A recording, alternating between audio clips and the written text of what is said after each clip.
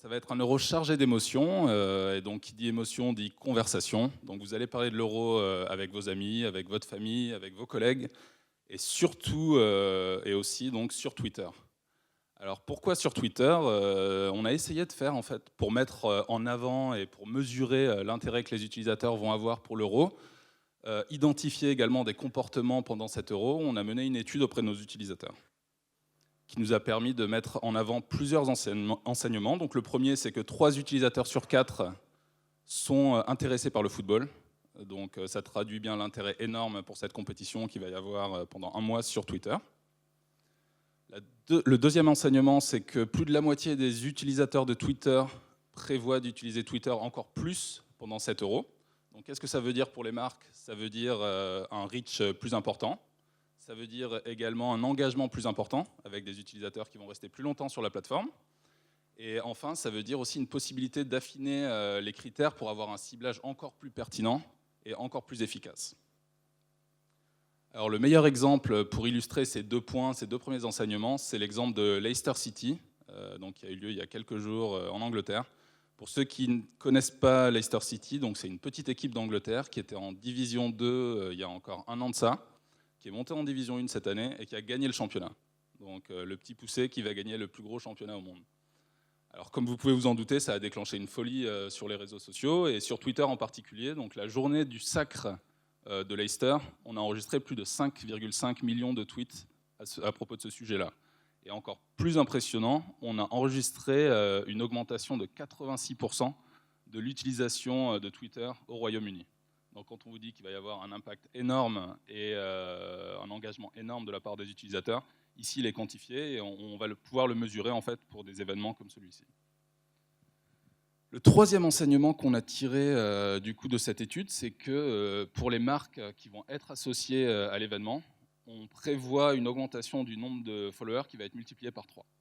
Donc encore une fois, une grosse opportunité pour les marques d'aller se positionner sur l'Euro 2016 et faire grossir donc leur communauté de followers. Enfin, le quatrième enseignement qu'on a pu tirer de cette étude, c'est que les passionnés de sport et en particulier de foot sont beaucoup plus engagés que la moyenne des utilisateurs sur Twitter. Qu'est-ce que ça veut dire? Ça veut dire qu'ils sont plus enclins à découvrir des nouveaux produits. Donc, une grande opportunité pour les marques d'aller promouvoir des nouveaux produits donc, sur la plateforme pendant la compétition. Deuxièmement, ça veut dire qu'ils sont plus engagés pour suivre une marque. Donc c'est ce qu'on disait sur le slide précédent. Donc c'est l'opportunité pour les marques qui vont se positionner sur la compétition de faire grandir leur base de followers. Et enfin, dernièrement, ça veut dire qu'ils sont plus engagés pour tweeter à propos d'une marque également. Ce qui veut dire que pour une marque, il y a une grande opportunité d'aller intégrer les conversations et puis de discuter avec les utilisateurs sur la plateforme. Alors, une fois qu'on a identifié qui sont les utilisateurs qui vont répondre donc, pendant cette Euro 2016, on a essayé de comprendre pourquoi est-ce que les utilisateurs allaient sur Twitter plus que sur une autre plateforme. Là encore, on a trouvé 3 grandes raisons. Donc la première, c'est parce que Twitter est considéré comme la plateforme des informations en temps réel, la plateforme du live. Donc tout ce qui arrive dans la vraie vie, tout ce qui arrive sur le terrain, sera ensuite sur Twitter dans la seconde. Exemple, lors du tirage au sort de l'Euro 2016, on a comptabilisé à peu près 400 000 tweets à propos du tirage au sort sur la journée. Quand notre Zizou national a pris la tête du Real Madrid, pareil, on a enregistré plus d'1 million de tweets sur une période de 10 jours. La deuxième raison, c'est que Twitter est considéré comme la plateforme des opinions d'experts. Donc effectivement, la plateforme des informations en temps réel, mais également des réactions en temps réel. C'est la plateforme sur laquelle les experts vont aller commenter l'actualité footballistique. Exemple, Pierre Ménez, qui régulièrement va sur Twitter et utilise Twitter comme principal levier pour aller commenter ce qui se passe dans le monde footballistique. Et troisième grande raison, c'est que Twitter, c'est la plateforme des joueurs et des managers. C'est sur Twitter qu'ils vont pour discuter avec leurs followers. Donc vous allez avoir effectivement la possibilité de suivre vos joueurs préférés, vos équipes préférées, vos coachs préférés, qui vont pouvoir vous donner des insights sur ce qui se passe pendant la compétition. Par exemple, des joueurs qui vont être dans le vestiaire, qui vont prendre des photos, qui vont prendre des vidéos avec leurs copains, etc. Donc ça va être intéressant parce que ça va permettre à l'utilisateur de se sentir vraiment à part et d'avoir accès à du contenu premium. Il y a également tous les joueurs qui ne sont pas à la Coupe du Monde, qui vont être sur Twitter, plus en qualité de commentateur. Par exemple, Karim Benzema, qui a un peu court-circuité l'équipe de France et la communication de l'équipe de France, puisqu'il est venu sur Twitter avant la sortie du communiqué de presse de l'équipe de France pour dire qu'il ne serait pas à l'Euro. C'est comme ça que les utilisateurs et ses followers l'ont appris. Alors, pour récapituler ce que je vous ai dit très rapidement, Twitter, donc les 3 grands facteurs différenciants pour nous et qui font que cette plateforme va être très importante pendant l'Euro, c'est qu'on est la plateforme de l'information en temps réel, la plateforme des opinions d'experts, où vous allez pouvoir aller discuter avec les experts des réactions de match, et également la plateforme des joueurs et des managers. Alors maintenant qu'on a identifié qui sont les utilisateurs qui seront sur la plateforme pendant l'Euro, qu'on a vu les comportements qu'ils allaient avoir, ce qui va être intéressant, c'est de voir comment est-ce que vos annonceurs, vos clients, vont pouvoir aller engager les conversations pendant la compétition. Donc pour ça, on sait que les annonceurs ne sont pas tous forcément prêts encore, même si la compétition arrive dans 2 semaines. Donc on a décidé de vous proposer 7 idées créatives de choses qui peuvent être faites rapidement et qui peuvent permettre à vos annonceurs de prendre la parole intelligemment sur Twitter. On les a classés selon 3 piliers. Donc le premier, c'est l'information, le deuxième, c'est le divertissement, et enfin, c'est l'engagement. Donc partons sur le pilier information. Donc le premier format que je vais vous présenter, c'est un format très innovant, premium, et qui n'est pas encore sorti en fait, qui sera disponible en juin sur la plateforme et qui sera accessible uniquement à un nombre limité d'annonceurs. C'est ce qu'on appelle le Promoted Tweet Carousel. J'ai réussi à le dire. Du coup, qu'est-ce que le Promoted Tweet Carousel? C'est la possibilité de proposer un carrousel de tweets pour créer une histoire. Donc ça peut être par exemple une revue de presse d'un match, ça peut être une revue de presse d'un événement spécifique, un carton, une blessure. Ça peut être également des tweets d'utilisateurs qui sont repris par la marque et qui sont mis en avant donc, dans ce carrousel-là. La deuxième idée créative, toujours sur le pilier information. Tout à l'heure, Vincent va vous parler de l'application Niche et va rentrer dans le détail. Et ce que vous pouvez déjà savoir, c'est que vous pouvez utiliser notre écosystème de créateurs pour créer du contenu innovant, du contenu fun, en GIF, en Vine, et qui va vous permettre en fait de reprendre des situations réelles et de les mettre en avant de manière décalée. On a là 2 super exemples, Lego et Subbuteo, qui avaient fait ça pendant la Coupe du Monde 2014 et qui se sont permis du coup de reprendre des situations réelles sans avoir les droits d'image. Donc ça vous permet aussi de contourner cet aspect-là et d'en faire une animation très, très sympa, très fun et très engageante pour la communauté. Passons sur l'aspect divertissement. Là encore, vous allez rentrer un peu plus dans le détail de Periscope et du live avec Antoine dans quelques minutes.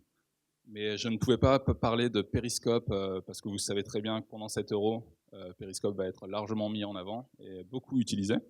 Donc vous pouvez l'utiliser de différentes manières. Donc par exemple en proposant des vidéos d'experts en live, pardon. Donc ça peut être des journalistes sportifs, des anciennes gloires du football. On pense par exemple à Marcel Desailly. Ça peut être également des analyses en live de non-experts. On peut penser par exemple à un humoriste au ton décalé qui fera toujours recette sur la plateforme. Et ce qu'il faut retenir vraiment, donc, c'est que Periscope, ça permet aux utilisateurs de voyager, ça leur permet d'avoir accès à du contenu premium, accès à du contenu backstage. Donc il faut vraiment essayer d'apporter ce contenu-là et puis de faire un peu rêver les utilisateurs donc, sur la plateforme. Sur l'aspect divertissement, Gaël vous a présenté tout à l'heure le Scratch Reels. Donc ça peut être une autre idée effectivement à mettre en place avec vos annonceurs. Donc pas forcément autour de l'euro, mais autour du foot, comme on le voit là sur la vidéo. Donc ça va vous permettre effectivement de mettre en avant une vidéo et permettre à l'utilisateur de scroller la vidéo image par image et de prendre le meilleur de cette vidéo-là. Gaël vous a également présenté le Conversational Ads précédemment. Donc ça va être un format très intéressant pendant l'Euro, parce que vos annonceurs vont vouloir rentrer dans les discussions, dans les conversations. Et pendant l'Euro, pendant un événement comme celui-là, la meilleure façon de le faire, c'est à travers des pronostics. Donc on a l'exemple derrière moi donc du match Espagne-Italie, avec 2 tweets, un tweet pour l'Espagne, un tweet pour l'Italie. Si je tweete pour l'Espagne, un tweet va être généré automatiquement et posté donc sur Twitter en mon nom. Voilà. Donc c'est la façon aussi de viraliser votre contenu et de faire en sorte que les utilisateurs soient vos meilleurs ambassadeurs.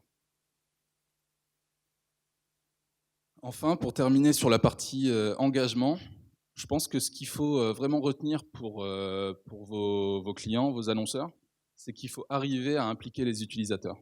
Donc c'est vraiment la meilleure façon de faire recette et de driver des engagements très forts sur la plateforme, c'est de leur demander de partager avec vous du contenu. Ça peut être par exemple des vidéos du meilleur geste technique, ça peut être une photo de leur plateau repas pendant qu'ils regardent un match, ça peut être une photo du meilleur supporter, comment est-ce que vous êtes habillé quand vous regardez vos matchs. Et dans tous les cas, ce qui va faire recette, c'est vraiment d'essayer de remettre l'utilisateur au centre des débats. Essayer d'interagir avec l'utilisateur en lui faisant comprendre que son contenu, c'est le contenu le plus important. Son idée, son opinion, c'est ce qu'on valorise le plus. Le PSG avait très bien fait ça lors du tirage au sort des quarts de finale de la Champions League, quand ils avaient demandé aux utilisateurs quel est votre hashtag préféré. Donc en gros, contre quelle équipe souhaiteriez-vous jouer en quart de finale. Et enfin, pour terminer cette présentation, une slide sur tous les annonceurs qui vont vouloir se positionner non pas sur l'euro, mais contre l'euro. Comme je vous ai dit tout à l'heure, il y a 3 utilisateurs sur 4 qui sont fans de foot. Ça veut dire qu'il y a un utilisateur sur 4, si je ne me trompe pas, qui ne l'est pas et qui sera là pendant la compétition, donc sur Twitter. Et on va avoir également l'opportunité d'aller parler avec cet utilisateur-là. Donc ça va être par exemple en prenant le contre-pied des matchs, donc en offrant des bons plans culturels les soirs de match, ou alors en allant sur la plateforme pendant les jours de repos. Donc tous les annonceurs qui vont vouloir se positionner sur l'euro seront sur la plateforme les jours de match. Les jours de repos, ça peut être un bon moyen d'aller engager avec les utilisateurs qui ne sont pas forcément fans et qui n'ont pas forcément envie de s'impliquer sur l'euro. On a l'exemple d'Orangina qui, pendant la Coupe du Monde 2014, avait fait une super campagne sur sa canette magique anti-foot qui avait le pouvoir d'éteindre les téléviseurs. Voilà, ça touche à sa fin. Alors juste pour récapituler rapidement, donc l'Euro 2016, ça va être un moment très fort sur Twitter, donc avec beaucoup d'émotions. Qui dit émotion dit conversation, qui dit conversation dit engagement. Et on va vous proposer une palette créative variée qui va vous permettre d'aller engager avec les utilisateurs sur la plateforme pendant cette période-là. Donc beaucoup d'opportunités pour tout le monde, il y a vraiment la place pour tous les annonceurs, ceux qui veulent se positionner sur l'aspect foot, ceux qui veulent prendre le contre-pied. N'hésitez pas à venir nous voir à la fin de la présentation si vous voulez qu'on en discute. Et puis voilà. Je vais laisser la parole à Antoine qui va vous parler du live et plus précisément de Periscope.